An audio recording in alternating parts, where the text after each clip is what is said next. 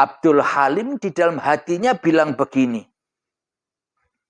Allah, kau diam saja. Tidak usah ikut-ikut. Aku jadi Tuhanmu. Aku yang berkuasa atas hidup dan badanku. Ya Allah, kue tenguk wae, menengo wae. Aku sing dadi rojo di alam ini. Iki salatku pangeran. Ini ibadahku ya Allah. Ini salatku ya Allah. Kau tak berhak bisa salat. Kalau engkau bisa salat, berarti Allah nyembah Allah. Kan tidak cocok. Selama ini kan kita berpikir demikian. Itulah bukti bahwa sangat bedanya iman Kanjeng Nabi Muhammad dengan iman yang dimiliki kita semua. Alhamdulillahirabbil alamin. Semoga saya khususnya dan semoga kita semua selalu dipahamkan oleh Allah Subhanahu wa taala. Kita lanjutkan. Kita coba baca, kita ulang lagi pertanyaannya dari saudara kita yang dari Brunei Darussalam yang namanya dirahasiakan. Apakah kelak di surga kita bisa bertemu, berjabat tangan, mencium tangan Nabi dan memeluk serta berkumpul dengan Nabi Muhammad? Wong di dunia saja tidak bisa kumpul, apalagi di akhirat. Wong tinggalnya saja diri kita selama ini di neraka hawa nafsu kita. Apakah mungkin kita bisa ketemu dengan Kanjeng Nabi Muhammad di sisi Allah, sementara kita di sisi hawa nafsu? Tuhannya hawa nafsu kita sendiri. Ya jauh beda. Jangankan berjabat tangan. Jangankan mencium tangan. Jangankan memeluk serta berkumpul dengan Nabi Muhammad Sallallahu Alaihi Wasallam. Kedudukan kita saja selama ini masih di dalam anar. Di dalam jahanam yang berbahan bakar. Badan manusia dan hati yang keras melebihi kerasnya batu. Badan dan hidup masih kita akui sebagai hak milik kita. Ya beda iman. Meskipun kelihatannya kita ngaku Islam. Tapi Islamnya Kanjeng Nabi Muhammad bukan Islam raga. Islamnya Kanjeng Nabi Muhammad bukan Islam syariat. Islamnya Kanjeng Nabi Muhammad adalah selamatnya hati Kanjeng Nabi Muhammad menuju dan bertemu Tuhannya yang telah menciptakan, yang telah mewujudkan, yang telah menggerakkan, dan yang telah menguasai Kanjeng Nabi Muhammad. Sehingga di dalam hati Kanjeng Nabi Muhammad tak ada Muhammadnya, yang ada hanya Allah. Buktinya Muhammad bukan kamu yang lempar, aku yang lempar. Muhammad telah kembali kepada Ahmad. Ahmad sudah kembali kepada Ahmad bila mim, kepada Ahad. Itulah ajaran-ajaran para nabi dan para rasul. Jika kita tidak mengikuti iman hati dan ajaran para nabi dan para rasul, iman yang sebenar-benarnya iman kepada Tuhan yang telah menciptakannya, apakah mungkin kita bisa kumpul? Kumpul saja tidak bisa, apalagi jabat tangan. Kumpul saja tidak bisa, apalagi mencium tangannya. Kumpul saja tidak bisa, apalagi bisa bersendah gurau dengan baginda Rasulullah Sallallahu Alaihi Wasallam yang sudah bebas dari kemuhammadannya. Manusia yang sudah bebas dari kemanusiaannya di hatinya. Maka nyatalah wujud Tuhannya daripada wujud ciptaannya. Karena selama ini kita tidak menyaksikan Sang Pencipta, yang kita saksikan selama ini hanyalah ciptaan-ciptaan saja, maka kita pasti nyembah dan kembali kepada makhluk daripada kembali kepada Sang Khalik. Permisi. Alhamdulillahirabbil alamin.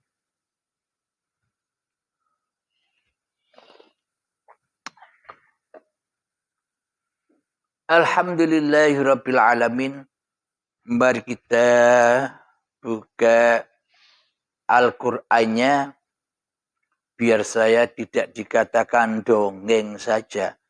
Semua paparan ini berdasarkan kalamullah, kalami uripe Allah.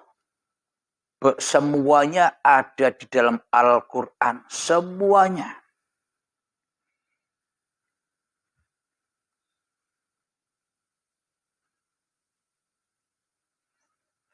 Di dalam surat An-Nisa ayat yang ke-80.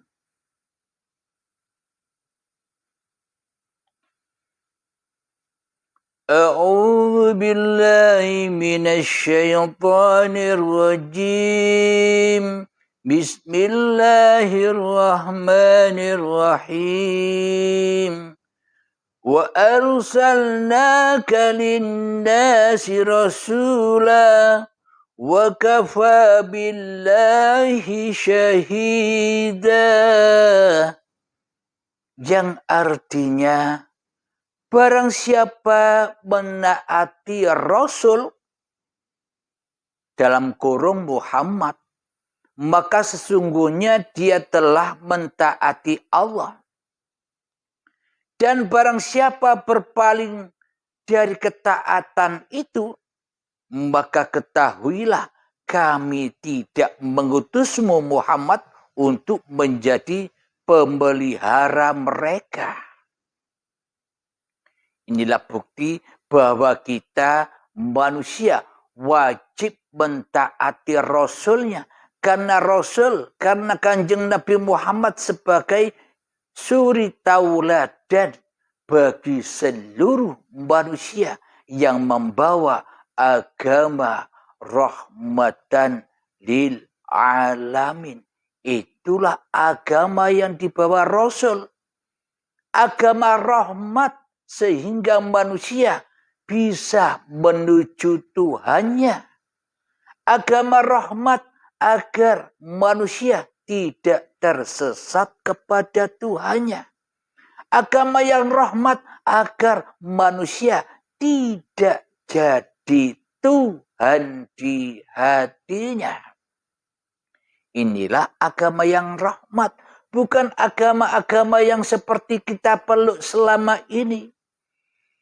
Agama-agama yang kita peluk selama ini, agama apapun Anda. Semua itu agama hawa nafsu. Yang mana apa buktinya? Saya mengatakan agama hawa nafsu. Anda merasa paling benar dari orang lain. Agama Anda merasa lebih mulia dari agama orang lain. Agama Anda paling benar daripada agama orang lain. Itu buktinya bahwa agama yang kita peluk selama ini agamanya iblis dan syaitan. Agama hawa nafsu. Agama kebanggaan. Agama yang dimuliakan oleh hawa nafsunya. Karena itulah iblis dan setan dengan mudahnya mengadu domba antara agama yang satu dengan agama yang lain. Jadi dengan agama-agama inilah supaya manusia meskipun memeluk agama apa saja, supaya manusia tahu kepada Tuhannya siapa sebenarnya Tuhan itu. Tuhan itu adalah Tuhan yang menciptakanmu. Tuhan yang mewujudkanmu. Tuhan yang mengadakanmu. Tuhan yang menghidupkanmu. Tuhan yang menguasaimu di dunia ini. Itulah Tuhannya seluruh manusia. Sama-sama ciptaan Tuhan, tak ada bedanya. Tapi bagaimana kok selama ini kok berbeda? Karena memang bukan agama Tuhan yang dianut di dalam hatinya. Karena di hatinya menganut agama hawa nafsu. Akhirnya ia merasa mulia dengan apa yang dipilihnya. Akhirnya oleh iblis dan setan diadu domba, perang terus. Sindir-sindiran terus, permusuhan terus, saling merendahkan terus. Karena apa? Karena bukan agama yang tenang, bukan agama Allah. Ya hatinya panas terus. Karena agama hawa nafsu, sholatnya hawa nafsu, ibadah-ibadahnya hawa nafsu, kebaikan-kebaikannya hawa nafsu, semuanya ditipu, dilahap, dihancurkan oleh iblis dan syaitan yang menjadi raja yang kita sembah selama ini. Sebenarnya di dada kita selama ini, kita lebih mentuhankan syaitan daripada mentuhankan Allah. Jangan kita meremehkan orang yang beragama lain. Belum tentu hatinya seperti hatimu. Karena agama itu wilayahnya hati, bukan wilayahnya raga. Wilayahnya roh, bukan wilayahnya badan. Bismillah. Mohon maaf ya saudaraku.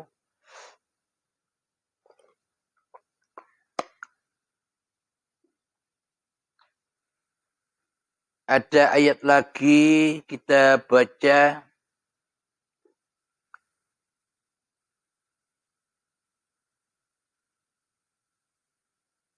Di dalam surat Al-Ahzab ayat 21. Ini puncak-puncaknya kalau kepingin ketemu dengan Rasulullah.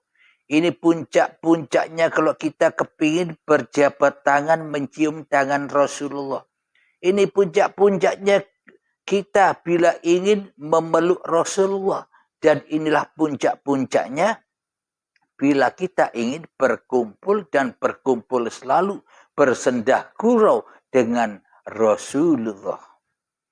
Ini simak yang dalam, jangan simak artinya saja. Bismillahirrahmanirrahim. Laqad kana lakum fi Rasulillahi uswatun hasanatun liman kana yarjullaha wal yawmil akhir wa dzakarallaha katsira.